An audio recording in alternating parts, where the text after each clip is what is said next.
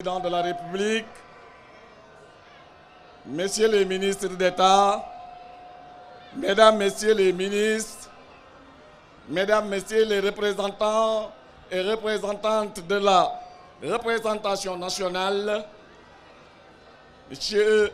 Mesdames, Messieurs les conseillers départementaux et les conseillers municipaux, Monsieur les maires, Messieurs, Mesdames les maires, Monsieur le Président du Conseil départemental, Bandirabe, Hande Endani Kodo, Wona Kodo ni koy menojeya, mais ko Kodo parce que won ko adani département de Podor, ko ganduɗa hay so tawino eden sen lelinoma eden koyɗa en koyɗatano ma en dañ et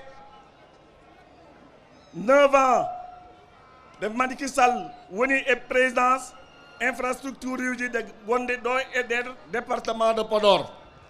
Monsieur le Président de la République, en 9 ans, vous avez investi dans le département de Podor autant qu'on a investi en 60 ans dans la zone nord du pays, de Saint-Louis à Bakel. Monsieur le Président de la République, le département de Podor est fier de vous accueillir aujourd'hui. Nous avons pris la route de Ndioum à Medina Ndiaye. On est allé à Kaskas. On a roulé sur la meilleure route du Sénégal.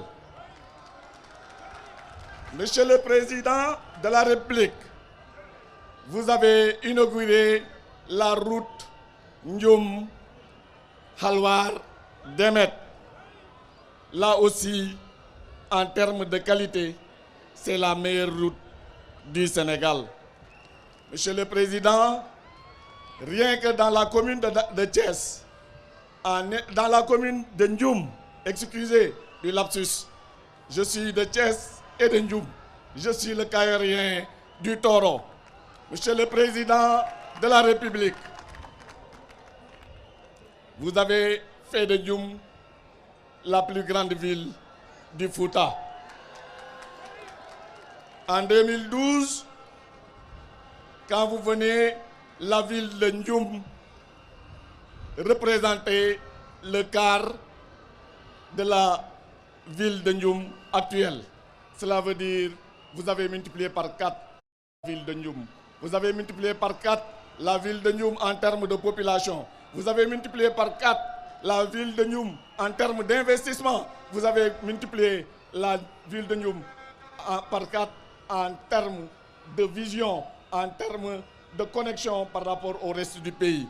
Vous avez fait la route Ndioum Halwar Demet. Vous avez fait la route Richard Toll Ndioum. Vous avez fait la route Ndioum Golere Wurosogi Bakel. Monsieur le Président de la République, aujourd'hui vous lancez à Ndioum les travaux du programme d'électrification de 2000 villages. Monsieur le Président, la commune de Ndioum vous remercie. La commune de Ndioum est fière de vous accueillir. Les populations de tout le département qui sont ici, qui sont venus de partout, vous accueillir parce qu'ils sont fiers de ce que vous faites pour le pays. Ils sont fiers de ce que vous avez fait pour le département de Podor. Ils sont fiers de ce que vous avez fait pour Ndioum. L'hôpital de Ndioum, en termes d'infrastructure, est un hôpital de niveau 2. Le ministre de la Santé, à qui j'ai demandé de faire de Ndioum un hôpital de niveau 2, il m'a dit qu'à Ndioum, vous avez des infrastructures modernes qui dépassent ce qu'on a l'habitude de voir dans les hôpitaux de niveau 2. Monsieur le Président de la République, Ndioum vous dit merci à Djarama, Monsieur le Président de la République. Vous avez tellement fait qu'en tant que maire, j'ai des difficultés de vous parler de quelques demandes, des populations de Ndioum. Mais vous avez démontrer que vous voulez les aider, que vous les aimez, alors nous allons vous dire, voilà, Monsieur le Président, nous sommes sûrs que vous allez le faire. Nous sommes sûrs que vous avez déjà l'intention de le faire. Nous sommes sûrs que vous nous accompagnerez.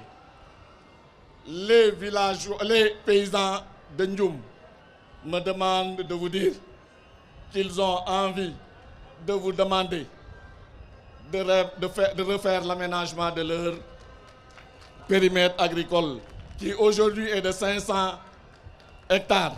Ils veulent que ça soit porté à 1000 hectares avec de nouveaux investissements, des investissements modernes en termes d'irrigation, des investissements modernes en termes de gestion, mais aussi en termes de développement des produits issus de l'exploitation de ce périmètre.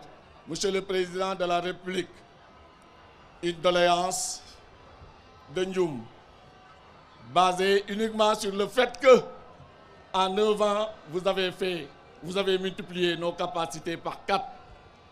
Et nous vous le demandons parce que nous croyons, c'est ça votre vœu, le vœu de faire de Ndioum la capitale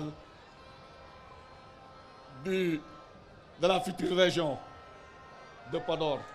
Voilà, Monsieur le Président, la requête que je voudrais formuler et je vous remercie. Merci à tous. Hayouma Président, Hayouma Président. Je voudrais ici, Monsieur le Président, te faire un témoignage avant de terminer. Un témoignage envers tous les élus de la région, du département de Podor. Les maires, le président du conseil régional, les conseillers régionaux, les conseillers municipaux.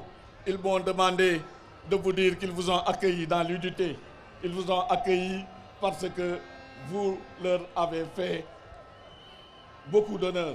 Monsieur le Président, je voudrais aussi faire le témoignage qu'avec mon frère et ami, le ministre des Finances et du Budget, Abdoulaye Daouda Diallo, et tous les autres maires, nous avons travaillé la main dans la main pour vous accueillir, parce que vous le méritez, Monsieur le Président de la République.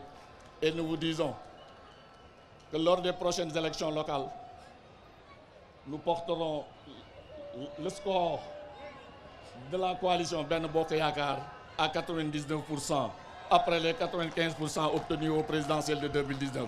Et nous vous accompagnerons, et nous ne vous laisserons pas partir, et nous vous accompagnerons pour que vous réalisez votre ambition et votre vision pour le Sénégal. Merci beaucoup. Merci. Merci beaucoup. Merci, monsieur le maire.